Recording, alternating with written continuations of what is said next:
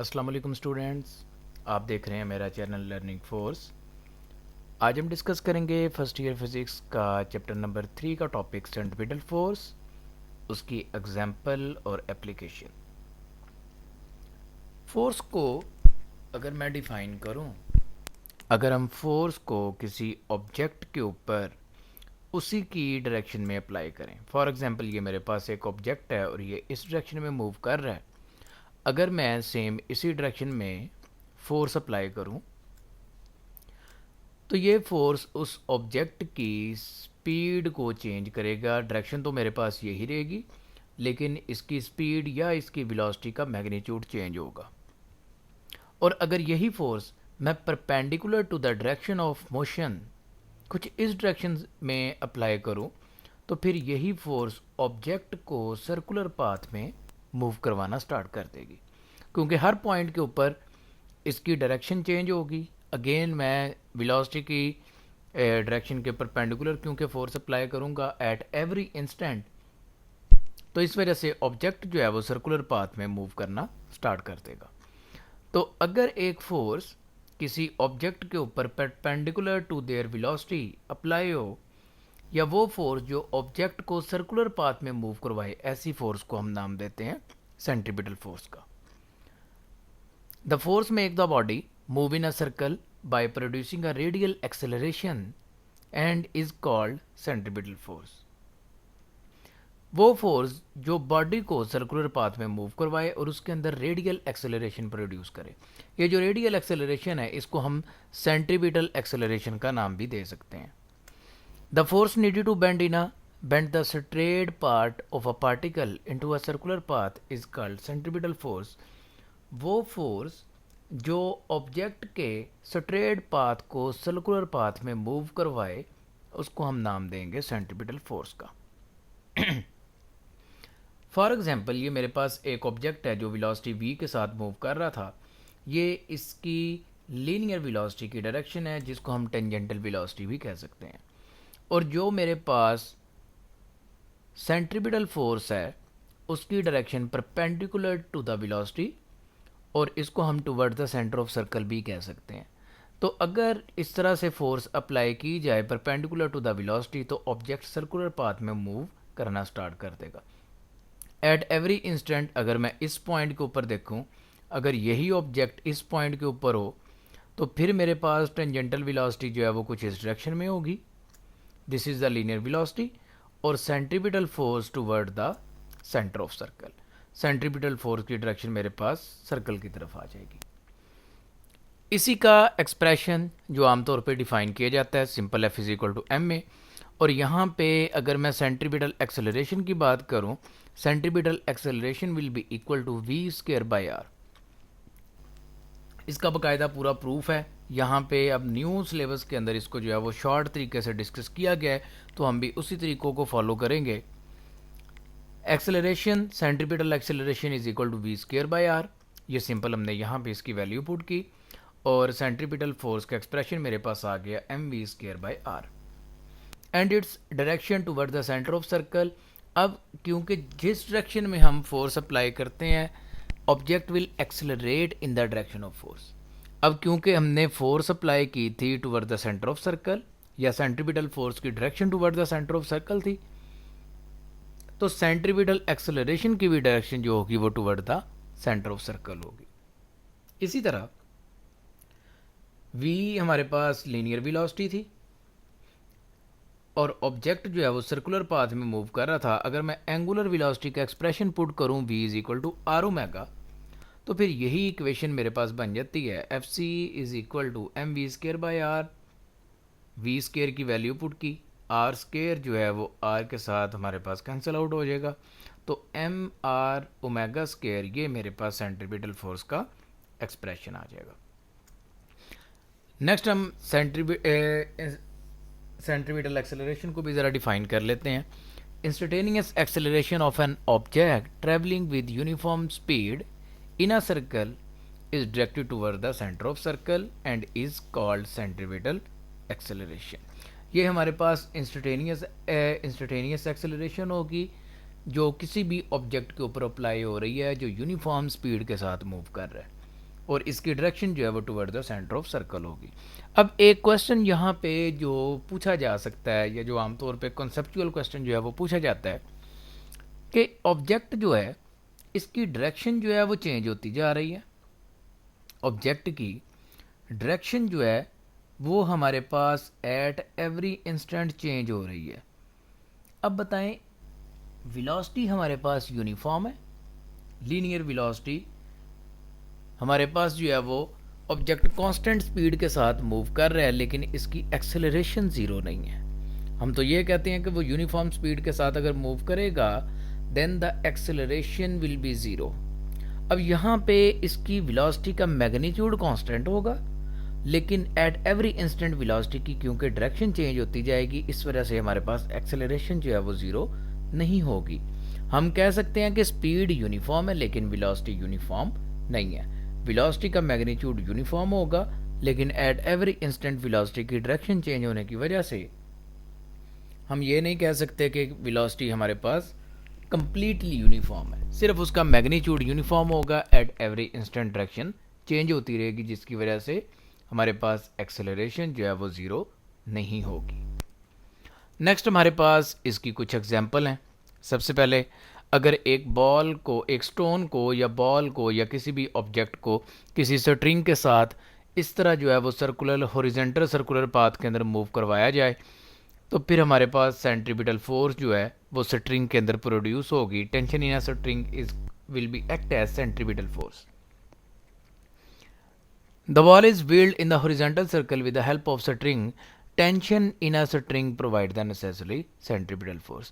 अब इस केस में हमारे पास जो स्ट्रिंग में टेंशन है वो सेंट्रीपिटल फोर्स जो है वो प्रोवाइड करेगी।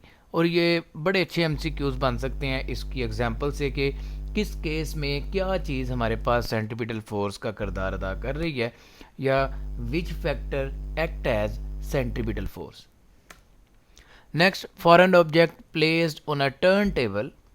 टर्न टेबल दो तरह से हम इसको कंसिडर कर सकते हैं। एक तो टर्न टेबल वो है जो हमारे पास राउंड शेप के अंदर एक टेबल है और इसको हम जो है वो सर्कुलर पाथ के अंदर मूव करवा सकते हैं। आमतौर पे ये बेकिंग के अंदर या केक के ऊपर जो है वो टॉपिंग करने के लिए ये टर्न टेबल जो है इस्तेमाल किया जाता है। और दूसरा एक टर्न टेबल जो है वो ओल्ड म्यूजिकल इंस्ट्रूमेंट है, जिसके ऊपर जो है वो डिस्क लगाई जाती है और उससे जो है वो म्यूज़िक प्रोड्यूस होता है। ये दोनों टर्न टेबल हमारे पास आते हैं, इन दोनों को टर्न टेबल कहा जाता है। अब इसमें कहता है कि अगर हमारे पास टर्न टेबल के ऊपर कोई ऑब्जेक्ट पड़ा हो, अब क्योंकि ऑब्जेक्ट टर्न टेबल जो है वो मूव करेगा, तो जो फ्रिक्शन होगी between the object and the turn table will provide the centripetal force. वो जो हमारे पास फ्रिक्शन है वो ऑब्जेक्ट को जो है वो आउटवर्ड या इनवर्ड मूव नहीं करवाएगी, बल्कि ऑब्जेक्ट जो है वो टर्न टेबल के ऊपर स्टेशनरी रहेगा, मूव करता रहेगा, लेकिन वो आउटवर्ड या इनवर्ड मूव नहीं करेगा। तो इस वजह से वो जो हमारे पास फ्रिक्शन होगी will act as centripetal force. Third हमारे पास एग्जांपल है, gravitational force is the cause of the earth orbiting around the sun. जो ग्रेविटेशनल फोर्स है सन की, वो अर्थ को अपने ऑर्बिट में मूव करवा रही है। इसी तरह moon and artificial satellite revolving around the earth due to gravitational force of the earth. इसी तरह जो मून है या आर्टिफिशियल सैटेलाइट्स हैं वो अर्थ के गिर्द रिवॉल्व करती हैं अर्थ की ग्रेविटी की वजह से, और वो जो ग्रेविटेशनल फोर्स है will act as centripetal force.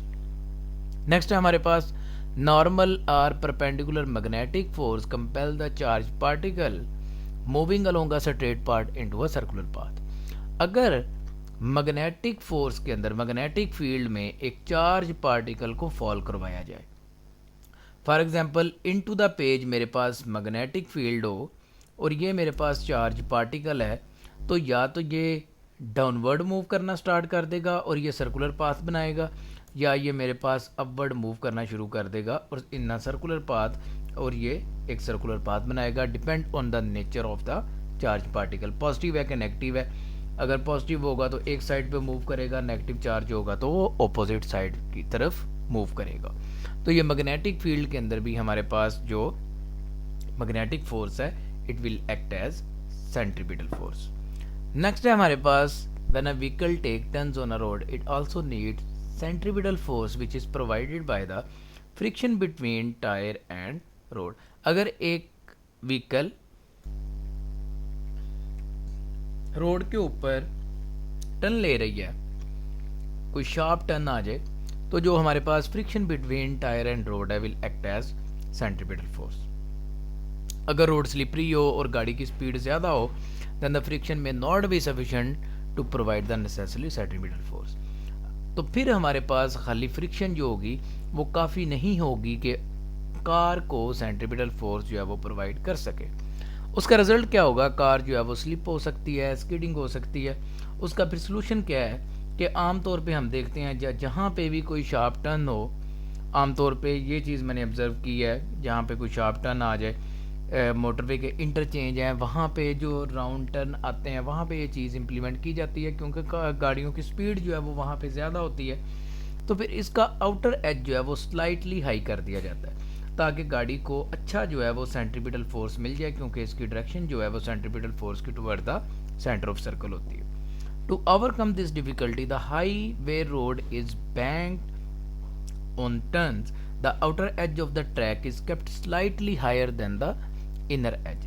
तो इस वजह से फिर इसको अच्छा एक सेंट्रीपिटल फोर्स मिल जाता है, जिसकी वजह से गाड़ी जो है वो आसानी से मोड़ काट सकती है। नेक्स्ट है हमारे पास application of centripetal force.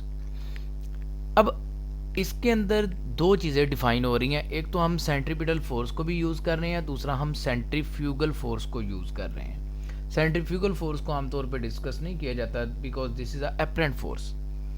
An object move in a circle because of centripetal force. If the magnitude of the applied force fall short of required centripetal force, then the object will move away from the centre of circle. अगर कोई भी object circular path में move कर रहा है, वो centripetal force की वजह से मूव कर रहा है, अगर उसका मैग्नीट्यूड किसी वजह से ख़त्म हो जाए, सेंट्रीपिटल फोर्स जो उसको रिक्वायर्ड थी अगर उसका मैग्नीट्यूड ख़त्म हो जाए, तो फिर क्या होगा?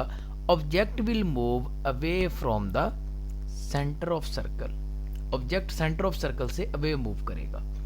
अब ये सेंट्रीपिटल फोर्स की वजह से तो अवे मूव नहीं करेगा, but this is the apparent force which pulls the object outward from the center of circle। ये एक apparent force है जिसको हम centrifugal force का नाम देते हैं। इसको हम reaction to the centripetal force भी कह सकते हैं। Reaction to the centripetal force that pull the object outward from the center of the circular path is called centrifugal force। ये हमारे पास एक reaction force है या reactive force है जो centripetal force के opposite है, और अगर centripetal force अचानक से ख़त्म हो जाए तो ऑब्जेक्ट हमारे पास फिर आउटवर्ड मूव करना स्टार्ट कर देता है। बस अब हम ये भी कहते हैं कि ऑब्जेक्ट जो है वो tangent to the circular path move करता है, लेकिन वो tangent to the circular path जो है वो भी हमारे पास आउटवर्ड ही है। इसकी कुछ एग्जांपल हैं। एक हमारे पास आती है सबसे पहले सेंट्रीफ्यूगल मशीन, इसको सेंट्रीफ्यूज भी कहा जाता है। ये आम तौर पे लैब्स के अंदर यूज़ की जाती है। ब्लड सैंपल जो है वो स्मॉल ट्यूब्स के अंदर जो है वो इसके अंदर प्लेस किए जाते हैं। बड़ी तेज़ी से ये रोटेट करती है, और इससे होता क्या है कि बाय रोटेटिंग ब्लड के जो मुख्तलिफ डेंसिटी के जो पार्टिकल्स हैं वो अलग हो जाते हैं। लो डेंसिटी के पार्टिकल ऊपर आ जाएंगे, हाई डेंसिटी के पार्टिकल जो है वो नीचे आ जाएंगे। पार्टिकल को अलग अलग करने का ये काम करती है। रेड ब्लड सेल सेपरेट हो जाएंगे, white blood cell and platelets और मुख्तलिफ जो ब्लड के कंस्टिट्यूएंट हैं, पार्टिकल्स हैं, उनको सेपरेट आउट करने के लिए इसको हम सेंट्रीफ्यूगल मशीन को यूज़ करते हैं। ये आमतौर पे लैब्स के अंदर इसको जो है वो यूज़ किया जाता है। नेक्स्ट है हमारे पास ड्रायर। ये घरों के अंदर जो है वो डेली लाइफ के अंदर इस्तेमाल किया जाता है। इसके अंदर जब वेट क्लॉथ जो है वो प्लेस किए जाते हैं तब भी ये मशीन जो है वो रोटेट करती है, और जो क्लॉथ के अंदर वाटर पार्टिकल्स हैं, सेंट्रीपिटल फोर्स के ऑपोजिट रिएक्शन की वजह से वाटर कंटेंट जो है वो towards the wall of container जो है वो मूव करना स्टार्ट कर देते हैं। यहाँ पे अगर हमारे पास ये अगर सेंटर है तो फिर आउटवर्ड फ्रॉम द सेंटर इस डायरेक्शन में वाटर पार्टिकल मूव करना स्टार्ट कर देते हैं। अब इसकी रीज़न ये है कि हमने इसको बांधा नहीं हुआ, किसी भी चीज़ को टुवर्ड द सेंटर हमने बाउंड नहीं किया हुआ किसी चीज़ के ज़रिए। जिस तरह बर्तन है या इसके अंदर जो है वो एक सिलेंड्रिकल शेप यूज़ की जा रही है, अब वो सिलेंड्रिकल शेप जो है वो रोटेट कर रही है। ऑब्जेक्ट को हमने टुवर्ड द सेंटर बाउंड नहीं किया हुआ, इस वजह से इसके ऊपर आउटवर्ड फोर्स जो है वो अप्लाई होती है। थर्ड है हमारे पास क्रीम सेपरेटर। ये भी आमतौर पे डेली लाइफ के अंदर यूज़ किया जाता है। जो दूध है उसके अंदर से क्रीम के कंटेंट जो है उनको सेपरेट आउट करने के लिए। अब इसके अंदर भी मिल्क को जो है वो यहाँ पे प्लेस किया जाता है और इसको इस मशीन को जब ऑन करेंगे ये मिल्क को बड़ी तेज़ी से जो है वो मूव करवाएगी। तो होगा क्या, एक साइड से हमारे पास जो है वो दूध निकल आएगा और दूसरी साइड से इसके जो हाई डेंसिटी के पार्टिकल हैं जिनको हम क्रीम का नाम देते हैं तो वो दूसरी साइड से सेपरेट आउट होकर निकल आएगी। तो इस तरह जो हमारे पास मिल्क के अंदर जो मुख्तलिफ पार्टिकल्स हैं, क्रीम के पार्टिकल्स हैं, या जिस तरह हम मक्खन वगैरह निकालते हैं तो उसके अंदर भी यही रूल जो है वो यूज़ किया जाता है कि उसको शेक किया जाए। शेप वाई शेकिंग हमारे पास जो है वो पार्टिकल जो हैं वो सेपरेट आउट हो जाते हैं, जिनकी मुख्तलिफ डेंसिटी है उन पार्टिकल्स को हम अलग कर सकते हैं। तो ये हमारे पास सेंट्रीपिटल फोर्स की एप्लीकेशन थी। ये स्टूडेंट हमारा आज का लेक्चर था। नेक्स्ट लेक्चर के साथ इंशाल्लाह जल्द हाजिर होंगे। अल्लाह हाफिज़।